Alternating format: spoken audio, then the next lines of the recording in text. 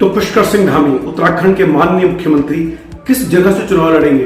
क्या रामनगर से चुनाव लड़ने वाले हैं? सुनिए इस वीडियो को अंत तक। हाय, मैं रवि के बिंदास बोल में आपका स्वागत है। दरअसल दिल्ली आया हुआ हूँ तो विशेष सूत्रों के अनुसार ये अनुमान लगाया जा रहा है कि वो किसी मैदानी सीट से चुनाव लड़ सकते हैं जहां भाजपा की जीत की संभावना बहुत ज्यादा हो। अब पुष्कर सिंह धामी चुनाव लड़े कहां से?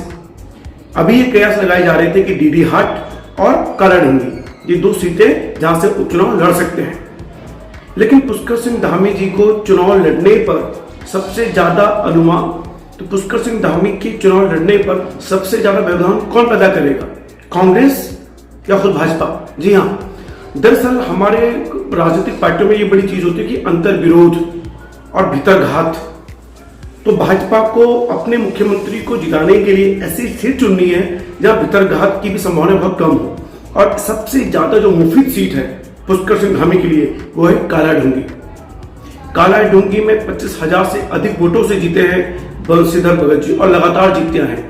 कालाढूंगी को भाजपा का गढ़ कहा जाता है। क्या पुष्कर सिंह धामी जी यहाँ से चुनाव लड़ेंगे? हालांकि पुष्कर सिंह धामी की ये मनपसंद सीट नहीं है, तो चुनाव लड़ेंगे कहां से? उनका एक विचार आया है रामनगर से चुनाव लड़ने का। रामनगर से चुनाव लड़ने का विचार क्यों आया है? क्योंकि यहाँ पे कोसी नदी है। लोग ये कहते हैं कि यहाँ पे खनन के काम बहुत ज्यादा होते हैं और खनन के प्रति पुष्कर सिंह धामी का विशेष लगाव भी है।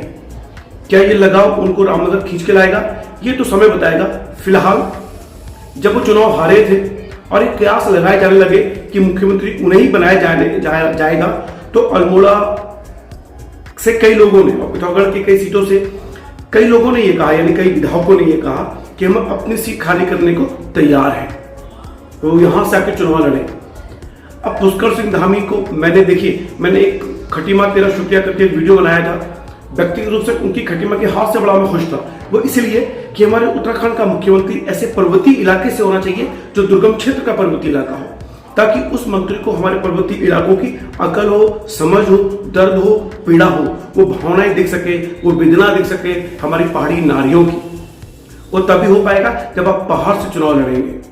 लेकिन ये सुनने में आ रहा है कि डीडी हाट से विश्वजीत चौपाल सीट खाली करने का मन नहीं बना रहे, लेकिन अगर हाईकमान ने कहा तो तैयार होना ही पड़ेगा। हालांकि जिस दिन शपथ ग्रहण समारोह था, मुझे एक रात सपना ये आया कि जैसे पहले से कयास लगाए जा रहे थे कि डीडी हाट से उपचुनाव होने वाला है और यहां से विश्वजीत चौपाल उपचुनाव के लिए सीट खाली करने वाले हैं। तो मैंने सपने में जो मुझे आया, एक एक शब्द बता रहा हूं, और इस सपने का जिक्र मैंने दीवान सिंह बिष्ट जी से भी किया था शपथ ग्रहण समारोह से ठीक पहले। अब देखिए हुआ क्या, सपने में विश्वजीत चौपाल जी मंदिर में पूजा कर रहे हैं। मैं उनके पास गया उनका इंटरव्यू लेने के लिए और मैंने कहा, चौपाल जी प्रणाम आपको कि आप उत्तराखंड के मुख्यमंत्री के अपने उपचुनाव के लिए सीट खाली कर रहे हैं। तो उन्होंने बड़े गुस्से में कहा, मेरे सर में सींग लगे हुए हैं क्या मुझे मुख्यमंत्री पद बनने का लालच नहीं है? क्या मुझे मुख्यमंत्री बनने का लालच नहीं है? मैं क्यों नहीं बन सकता मुख्यमंत्री? मैं बड़ा हैरान हो गया। मैंने कहा सर सुना तो तभी मैं इंटरव्यू ले रहा हूँ। उसने कहा जाओ टीवी देखो। तो वहां पे टीवी चल रहा था। देखिए सपने में क्या था, मंदिर में एक बहुत बड़ा टीवी, और उस टीवी में ब्रेकिंग न्यूज चल रही है कि रामनगर के विधायक दीवान सिंह बिष्ट ने उपचुनाव के लिए अपनी सीट खाली की। मैं बड़ा हैरान हो गया। फिलहाल इस सपने का मैंने जिक्र किया दीवान सिंह बिष्ट जी से भी। फिलहाल ये सपने कयास है, लेकिन वो सपना सच होने के कगार पे होगा ये मुझे नहीं पता। लेकिन इतना तय है कि भाजपा हाईकमान रामनगर विधानसभा सीट से भी पुष्कर सिंह धामी को चुनाव लड़ाने की कोशिश में है, क्योंकि ये गढ़वाल और कुमाऊं का केंद्र है और यहाँ पे भीतरघात की संभावनाएं बहुत कम है। कालाढूंगी में भीतरघात की संभावना नहीं है, लेकिन लोग ये भी कह रहे हैं कि लाल कुआं से वो चुनाव लड़ेंगे, पर मुझे लगता नहीं है। अगर वो मैदानी क्षेत्र से चुनाव लड़ने की सोच रहे हैं पुष्कर सिंह धामी, तो मुझे लगता है कि उन्होंने पहली हार मान ली है। और अगर वास्तव में आप उत्तराखंड के मुख्यमंत्री बनते हैं, और देखिए आप मेरे भी प्रिय हैं और उत्तराखंड के कई लोगों के प्रिय हैं जो उत्तराखंड में काम करने वाले लोग हैं, जो उत्तराखंड से प्यार करते हैं, उन्हें ये लगता है कि आप वो नेता हैं जो उत्तराखंड को चहुमुखी विकास, सर्वांगीण विकास की तरफ ले जा सकते हैं। इसलिए आपके हारने के बावजूद हर उत्तराखंड वासी के मन में यह था कि आपको ही मुख्यमंत्री बनना चाहिए। अब आपको ईश्वर ने एक ऐसा मौका दिया है कि आप पहाड़ से चुनाव लड़ें। तो मेरी व्यक्तिगत रूप से उम्मीद ये होगी, ना आप कालाढूंगी चुने, ना आप लाल कुआं चुने, ना आप रामनगर चुने। भाजपा हाईकमान कुछ भी कहता रहे, आपको ये दर्द लेना पड़ेगा, आपको ये पीड़ा उठानी पड़ेगी।